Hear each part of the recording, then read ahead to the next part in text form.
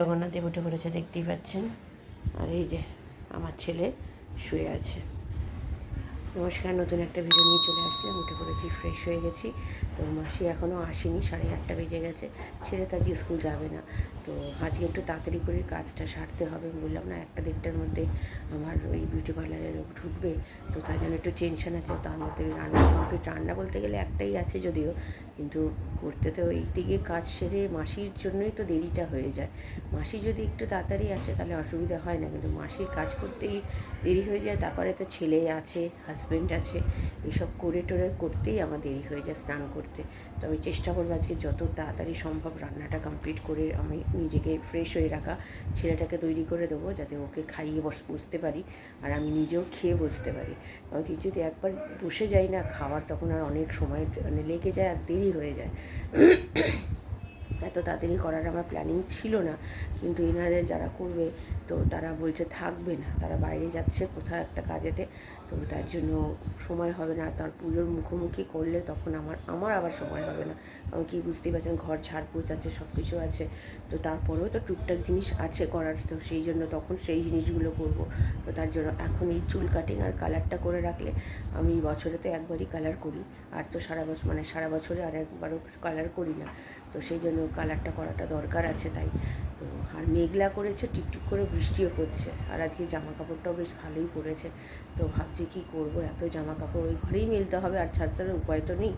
তো দেখা যাক কী হয়। তো আজকে মাছের ঝালই করছি, আর নিরামিষ তরকারিটা আছে, ওটা দিয়ে আমাদের হয়ে যাবে। আর রাত্রিরে দেখছি বাইরে থেকে না হয় কিছু একটা খাবার আনিয়ে নেবো, আজকে করার মতো ক্ষমতা বা শরীর আমাকে এতটা দেবে না। তো ঠিক আছে, চলুন এখন রান্নাঘরে যাই, চা করি।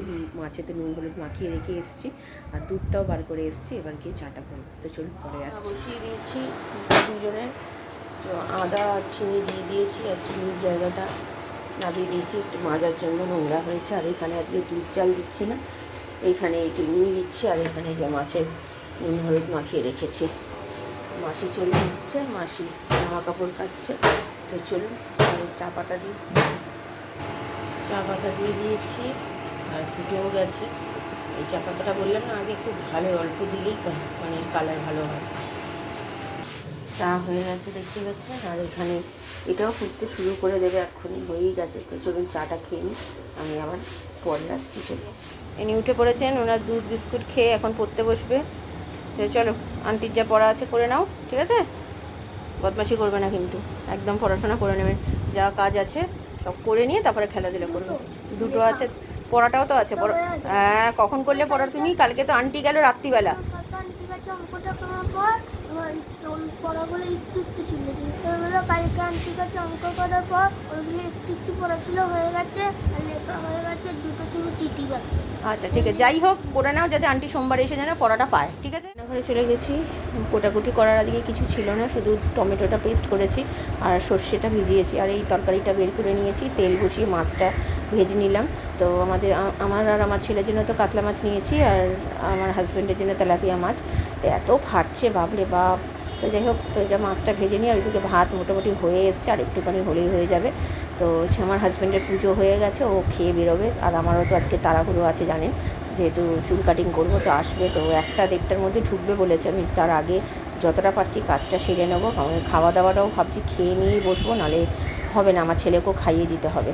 তো জানি না অত তাড়াতাড়ি আমার ছেলে খেতে পারবে কি না, আবার ও একা একা খেতে মানে চায় না মাছ বিশেষ করে, তো সেটার জন্যই আমার বেশি চিন্তা।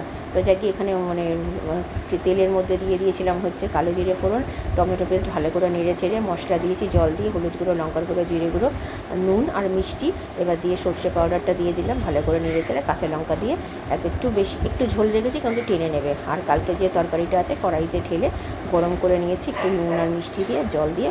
চলে খাবার, এটা হচ্ছে আমার খাবো। এবার আমার ছেলের জন্য খাবার বেড়ে নিয়েছি, আমি খাইয়ে দিয়ে ওকে নিয়ে, ও তো একা খাবে না জানেন, ওরা চলে আসবে, এখন বাজে 1টা পাক্কা, তো ওরা 1:30-1:45-2টার মধ্যে ঢুকবে। তো খাওয়া দাওয়া কমপ্লিট করে ফেলি।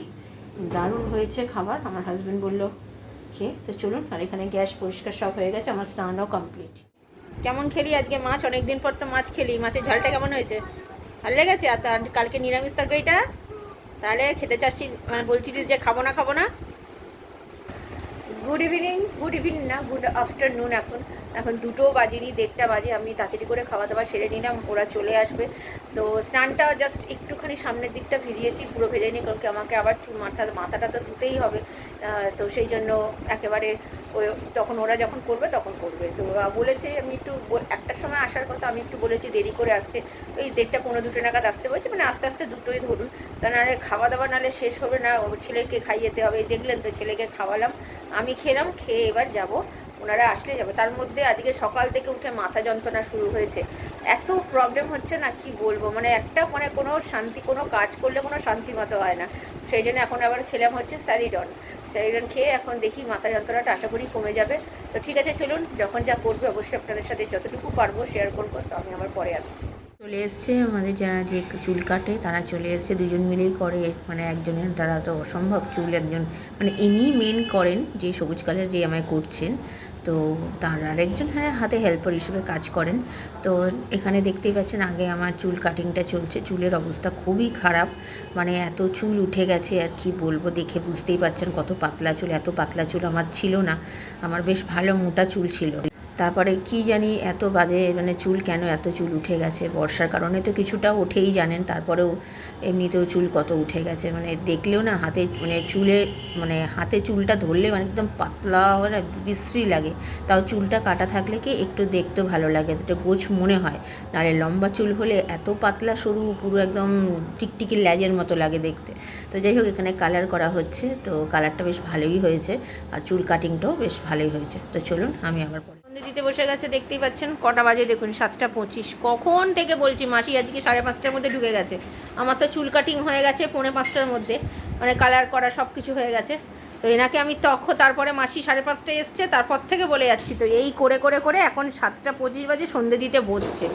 তো ঠিক আছে, চলুন ও সন্ধে দিক।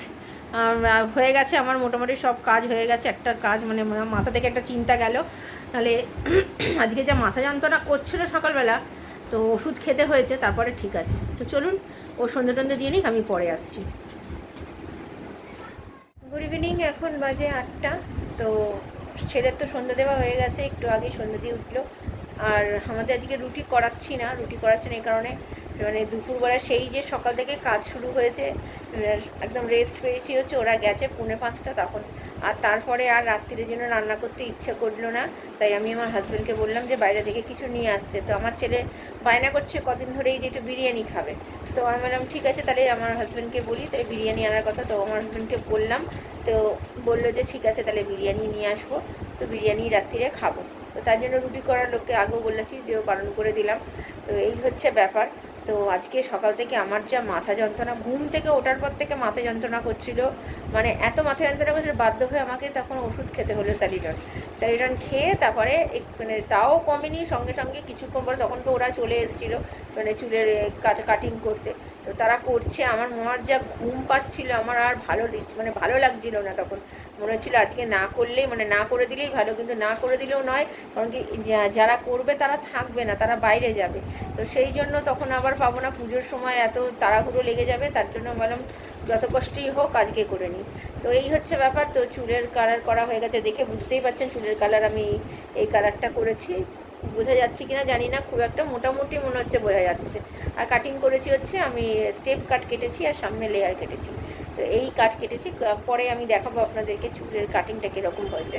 অবশ্য আপনারা দেখেছেন আমার চুল এমনিতেই পাতলা, ছোটোর মধ্যে, বেশি বড় তো চুল নয়, আর কাটলে আরও ছোট হয়ে যায়। তো এই হচ্ছে ব্যাপার। তো পরে আমি যখন খুলবো তখন আমি আপনাদের সাথে শেয়ার করব। তো ঠিক আছে, চলুন। এখন আপাতত আমার মনে হচ্ছে একটু ঘুম পাচ্ছে, কিন্তু শুলে আবার ঘুম আসছে না, তাই একটুখানি শুয়ে একটুখানি দেখি, একটুখানি যদি ঘুমাতে সামান্য যদি একটু ঘুমায় তাহলে মাথা যন্ত্রণাটা কমেছে, কিন্তু তবুও জানি চোখটা জানি টানছে, তো তাই একটু শুই। তো ঠিক আছে, চলুন আমি পরে রাত্রিরে আসছি। আজকের রাত্রিরের খাবার বিরিয়ানি, মাটন বিরিয়ানি। ভালো খেতে? পুরোটা তো তাও খেতে পারি না, সেই খেয়েছি দুপুরবেলা। আজকে 1টার সময় খেয়ে নিয়েছে ছেলেটা, বিকেলবেলা দুধও খেলো না, বকা দেওয়াতে 2টো বিস্কুট খেলো। তো চলুন, আর এই যে রয়ে গেছে এখানে, আর এখানে আমাদের রয়েছে আমার আর আমার হাজব্যান্ডের। তো চলুন, এখন বাজে 10:25। তো ছেলেটা খুব জোর খিদে পেয়েছে। মাংসের কোথায়, মাংসের পিসগুলো বেশ বড়ই দিয়েছে না। এটা অন্য দোকান থেকে, যেখান থেকে আনে প্রত্যেকবার সেখান থেকে আনেনি, চর্বি দিয়েছে। চলো এই যে একজনের মুখ দেখুন, কেন বলুন তো চোখে জল? গেম খেলছিল বলে মোবাইলে পাপার কাছে বকা খেয়েছে, বেশ ভালো রকম বকা খেয়েছে। তো সেই জন্য ওনার মনটা খারাপ। তাই বাবা, ওর মন খারাপ বাবা বকেছে বলে? উড়ে বাবলে, আজকে তাহলে কি তোমাকে দিয়ে শেষ করবো ভিডিওটা? কিন্তু একদিকে ভালোই হয়েছে, তোমাকে বকেছে পাপা, বুঝতে পারলে তো? সারাদিন মোবাইল নিয়ে বসে থাকো, আর নেবে মোবাইল আর গেম খেলবে? ভালো হয়েছে, খুব ভালো হয়েছে, বকেছে। আর এরকম করবে না, ঠিক আছে? দেখো, ওরে বাবা রে, মুখটা পুরো, বাবা রে, চোখের জল একদম, ও বাবা রে। তো ঠিক আছে, চলো তোমাকে দিয়ে আজকে শেষ করি, আর আজকে আর সামনে আসছি না, সব কাজ তো হয়েই গেছে, এবার শুয়ে পড়বো। রাত্রি 1টা বাজতে চললো। তো চলুন, ভিডিওটা তাহলে আর বড়ো করছি না। ভালো লাগলে লাইক, শেয়ার, সাবস্ক্রাইব করবেন। কালকে নতুন একটা ভিডিও নিয়ে চলে আসবো। আপনারা ভালো থাকবেন, সুস্থ থাকবেন, নমস্কার।